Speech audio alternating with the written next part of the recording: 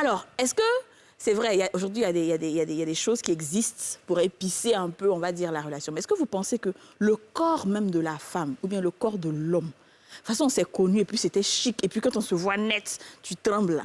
Est-ce que ça peut être comme ça après 10 ans ou 15 ans? En cas, c'est dit la vérité. Moi, je dis oui. Si, justement, dès le départ, vous entendez sexuellement, il y a cette fusion dans le lit, là. Même si le gars est vilain, comment toi, tu dis oui. apprends à l'aimer, là. Au fur et à mesure, ça va rester. D'accord. Et Jean-Paul, qu'est-ce que toi, tu dis? Le corps de l'homme est changeant. Ouais. Il faut faire des mises à jour psychologiques à chaque fois pour pouvoir s'adapter. Sinon, on serait tenté d'aller voir ailleurs. Ah, ouais. Blanche? Le sport est là. On nous demande de faire le sport. Autant pour les femmes que pour les hommes. De grâce, essayons de courir un peu. Merci. Même si on aime les apouchous. Une apouchou qui fait du sport n'aura pas le corps disgracieux. C'est ça. Donc, elle pourra toujours avoir le corps ferme. Il ne faut pas s'excuser pour dire qu'il m'aime comme ça, ce n'est pas la peine. Les femmes aiment les tablettes de chocolat. Il faut avoir le souffle. Donc, quand tu sais que ton ventre est en train d'être bedonnant, fais le sport. On n'a pas demandé d'être un athlète au haut niveau. Va t'entretenir de temps en temps. Vous allez voir que vous allez vieillir beau. Et en vieillissant beau, vous n'allez pas sentir le corps flax ni le ventre disgracieux. Et comme j'ai dit, quand on est en train de faire l'amour, pendant l'acte sexuel, c'est un jeu qui fait qu'on n'est même pas porté sur les défauts de l'autre. Si nous sommes tous des femmes et des hommes ici, on peut essayer de vous remémorer. Quand on est en plein débat, on ne pense pas à ce qui n'est pas bien à sa place. Donc, le jeu érotique est un art. Donc, il faut oser exprimer, faire déployer son corps, montrer qu'on est une belle biche royale qui s'exprime. Donc, il n'y a pas de problème en cela pour moi. Edwige, Jacques, tu penses aussi? Alors, moi, je fais aussi l'analyse des risques. Donc, je me dis qu'en fait, quand on est dans une relation, ce n'est pas un acquis forcément. Même quand on est marié. Tout peut arriver. Donc, il faut toujours être prête pour pouvoir plaire toujours. Bon, alors, toi qui as justement un sex shop, les femmes, quels sont les petits produits qu'elles peuvent utiliser pour, comme on dit, agrémenter le quotidien? Parce que c'est vrai que beaucoup de femmes sont très timides. Elles ont peur de se lâcher, alors que souvent, même quand elles se lâchent, même le mari, même là, c'est ce qu'il voulait depuis, mais le monsieur ne pouvait pas dire aussi parce qu'il y a une manque de communication. Donc, qu'est-ce que la femme, aujourd'hui, elle peut utiliser comme petit produit pour, comme on dit, il y a se lâcher, quoi? beaucoup de produits qui existent dans le domaine de la sexualité. Et comme je le dis, au même titre qu'on a des ingénieurs de son, des ingénieurs BTP et autres, il y a des gens qui sont là aussi ingénieux, qui vont créer des nouveaux produits pour aider à agrémenter les couples. Donc, on va avoir beaucoup de choses, typiquement des petites choses qu'on va appeler des glosses vibrants. Ou des personnes gloss vibrants. Voilà. Comme des petits rouges à lèvres. Voilà, des gens qui pratiquent le sexe oral. C'est des petits glosses qu'on met sur les lèvres. Et lorsqu'on fait le sexe oral, ça donne des sensations de vibration à notre partenaire. Ouais. C'est génial. Habituellement, tu fais, on va dire au quotidien, c'est normal. Une fois en passant, tu prends le gloss, tu le réveilles un peu. Madame, il faut préciser que quand ça vibre, il ne faut pas mettre leurs dents pour mordre le monsieur.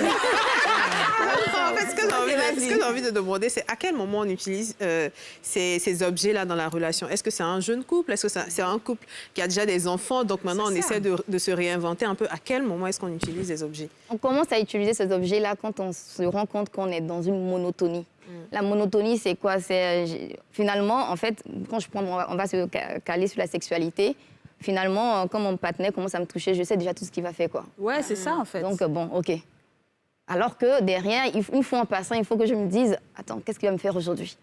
Donc, dès le moment où on est dans le couple, où bon, voilà, et puis on s'intéresse plus à ça. Ça finit par voilà. Est-ce que ça aussi, on ne va pas épuiser toutes les ressources à force de faire une chose par semaine, par exemple? Est-ce qu'on ne va pas finir par épuiser toutes ces ressources-là? Non, puisqu'il y a des ingénieurs qui sont là, qui continuent d'innover. D'ailleurs, quand les rhinocéros sont là, c'est tout. Le monsieur avait raison. Oui. Quand il a parlé de la communication, vous trois même, vous avez totalement raison. Parce que, comme Didier a dit, on peut s'enlacer. Mais quand vous communiquez, qu'il y a un petit truc en plus, que l'homme te dit, franchement, bébé, tu es la meilleure, j'ai aimé. Déjà, toi, la femme, psychologiquement, tu penses que tu es superwoman. Donc, tu as envie d'innover encore pour la prochaine fois. Alors, ce que moi, je veux savoir, c'est qu'il y a des personnes, je sais que j'avais un groupe d'amis à qui souvent je conseillais beaucoup de sextoys, de trucs et tout. Mais j'ai une amie, elle est vraiment avec son mari et il n'en veut pas. C'est-à-dire que moi, au début, j'ai dit non, c'est faux. Généralement, quand un homme dit il veut pas, c'est faux. Si tu fais, il va vouloir. Porte des jartelles, fais ci, fais ça, fais ça. Je l'ai bien coachée du début à la fin. Elle était sexy.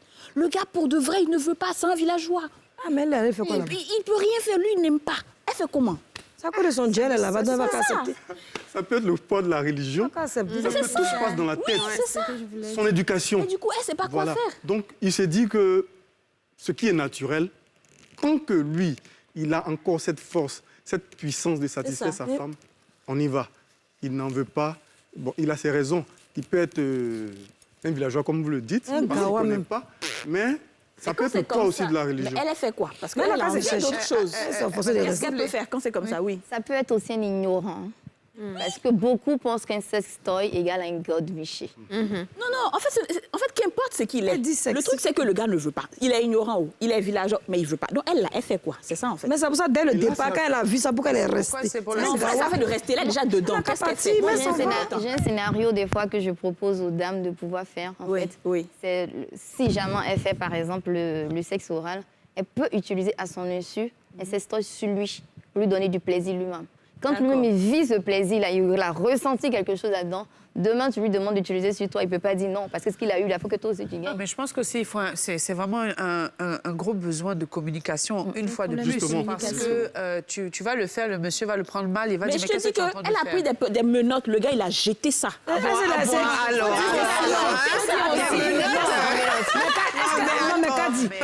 C'est un cristaux de menthe. Un cristaux de menthe, ça m'a pas l'air vieux gaou.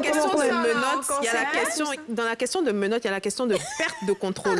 Ça veut dire que tu es totalement à la merci de ton partenaire. Et tout le monde n'est pas confortable. C'est ça dans l'idée de aussi, perdre comme on le a dit tout à l'heure. En fait, ce que je veux ajouter, c'est que la sexualité ne commence pas au lit. Elle commence tout au long de la journée. Donc, quand vous vous réveillez le matin et que tu sais que tu veux utiliser un objet nouveau dans votre relation, tu as l'opportunité dans vos sujets de conversation de commencer à positionner le décor. Ainsi de suite. Il sait que le soir, il va découvrir quelque chose de nouveau. Donc, quand tu sors le gadget, il sait que vous en avez parlé. Par exemple, tu essaies d'aborder le sujet subtilement. Ah, j'ai essayé un truc, ou j'ai entendu parler d'un objet. Non, pardon. J'ai entendu parler d'un gadget, je vais t'apporter les photos, tu vas voir que ça sert à tant. Tu expliques et puis même tu lui donnes des témoignages de satisfaction, tout ça. Tout ça là, pour que lui-même oui, parce qu'il y a des gens qui ont peur de la nouveauté. Il faut dire que nous, nos frères africains et nos sœurs africaines, la religion n'est pas venue nous aider. Parce que parfois, on est classé, on est bloqué. Quand on regarde un objet, on s'est dit que c'est hors, c'est anti-moral. Il n'y a pas de moralité, Dieu va nous taper là-dessus. Or, parfois, c'est des stimulants.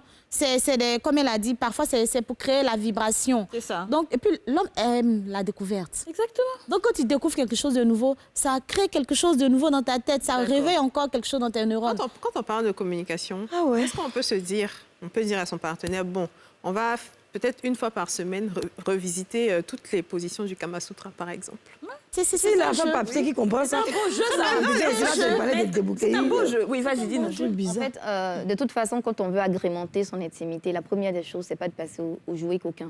Voilà. Il faut commencer, comme l'a dit Yasmine, par des petites choses basiques, des feuilles de menthe, des glosses vibrantes, des choses basiques. Au fur et à mesure, il prend du plaisir, il a envie de voir, de découvrir encore justement. plus. Et au fur et à mesure, petit à petit, on peut... C'est une échelle, hein. Voilà. D'accord. Maintenant, il y a des couples aussi qui sont, ils sont peut-être mariés depuis 5 ans, 6 ans, 7 ans, et à un moment, la femme ou l'homme commence à avoir des fantasmes. Des fantasmes, et il y a des hommes qui imposent certains fantasmes à des femmes. Qu'est-ce qu'elle fait? C'est la même... C'est son mari, ça se Les fantasmes sont faits pour maintenir. Pour maintenir le couple en paix. Exactement. Mais tous les fantasmes ne sont pas réalisables. Voilà. Parce qu'il y a des fantasmes où la femme ou l'homme va te dire je veux au milieu de la mer ou bien dans un hélicoptère. Oui, je veux avec une autre personne. Voilà. Donc tous les fantasmes ne sont pas réalisables, mais à la mesure du possible, si vous pouvez, allez-y. Parce que ça va agrémenter, ça va rallumer la flamme. Mais ça, alors, un fantasme, c'est censé faire plaisir aux deux personnes. Mais en fait, on parle vraiment de jeunes couples et tout ça. Mais il y a des couples aujourd'hui, il y a des gens qui ont peut-être 4-5 enfants, ils ont la cinquantaine, mais ils ont aussi envie d'avoir une activité sexuelle épanouie. Mais le corps peut-être refuse, le corps n'est plus ce qu'il était. Et bien justement, c'est là où les objets rentrent en plan. Surtout pour les hommes. C'est là où quand il a la cinquantaine, bon, encore ça va, et que ça ne va pas, qu'il ne peut plus satisfaire sa femme comme elle veut, c'est là où il faut aller dans le sex shop acheter des toys. Il y a des œufs qu'on met dedans. Elle est dans la cuisine, il peut appuyer, puis elle vibre, quand elle fait sauce, elle fait vibrer. Tout ça, on pense à vous faire amusement, on pense que c'est chez les Blancs. Mais justement, moi, je pense que les sextoys, c'est un certain âge, c'est bon d'essayer. Puis justement, comme Kadi demandait, pour garder la flamme, là, c'est au fur et à mesure. Une femme même, là, elle doit toujours innover. Mais moi, que tu sois mince ou que tu sois grosse, tu dois innover. Mais justement, moi, je veux demander... on en vient, à partir de 50, 60 ans, on se dit que les personnes âgées n'ont plus de libido, surtout qu'aussi, il y a certains hommes qui, malheureusement, ne répondent plus aussi fortement qu'avant. Donc, qu'est-ce que la femme pourrait faire à ce niveau-là pour justement réveiller son homme et puis pouvoir vivre une vie... Alors, tu vois, comme Didier a dit, Kadi a dit, le gars qui ne accepte pas pour sa copine, tu vas voir que quand il aura 50 ans, 60 ans, ce gars-là, c'est là il va vouloir accepter les objets parce qu'il veut toujours faire. Mais pour l'instant, comme il pense, il a toi à Dieu, il ne veut pas. Qu'est-ce qu'il faut faire dans le cas où c'est deux couples qui veulent vraiment revivre la joie de la trentaine de l'époque? Alors, si c'est effectivement lié à l'âge et que c'est pas un problème, on va dire, ça peut médical. ça peut être un problème aussi rapidement, on va aller au centre médical. Mais si c'est médical... Je veux dire, d'une manière générale, l'homme qui ne... Lorsqu'on n'arrive pas totalement à satisfaire son partenaire, effectivement, on peut faire entrer en jeu. Non, mais moi, je pense qu'en fait, quand on est jeune, on a une activité sexuelle qui est beaucoup trop intense. On teste tout quand on est jeune. Ce qui fait quand on grandit, quand on prend de l'âge, plus rien ne nous émeut, en fait, parce qu'on a fait le tour. Ah bon? Alors que si on le fait progressivement, un peu, dosé, est-ce que tu es d'accord avec ça? Parce que moi, j'ai l'impression que c'est pour ça que les vieux deviennent très pervers. Oui, avec l'âge, il y a des maladies, les maladies telles que la prostate, au bout de 50 ans, qui commence à affaiblir le manque de production de testostérone, qui est la force, je dirais, l'âme de destruction, de récupération massive de l'homme qui, en ce moment-là, n'arrive plus à se produire, eh bien, on va souffrir d'insuffisance érectile, je vais appeler ça comme ça, mais qui n'est pas réversible. Mais qui n'est pas réversible avec le sport, avec un exercice très, très, très bien connu pour ceux qui me consultent, qu'on appelle l'exercice de Kegel, autrement appelé l'exercice de coupe-pipi. Okay. Il va tonifier. Ouais, c'est comme quand tu fais la femme. Les muscles pelviens et les hommes. On le préconise aux hommes qui ont des éjaculations précoces et des impuissances sexuelles. On le préconise aussi aux femmes qui se sentent... Ouais, ça c'est facile, ça. On peut le faire même pendant qu'on est assis. Oui, moi je le fais. Pendant que je parle chiant. Oui, pendant que je parle chiant. On fait comme ça. Les gens n'ont pas compris. Attends. Il dit que quand il est assis, sa partie intime là, il contracte. C'est comme tu peux faire. La femme, on est obligé de le faire pour avoir un truc bien. Les hommes aussi. Qu'on le préconise aux hommes aussi. Oui, mais ça fait grossir, ça fait grossir. Non, pas on n'est pas là pour la grossir. On va fermer ça et on va aller dans le centre.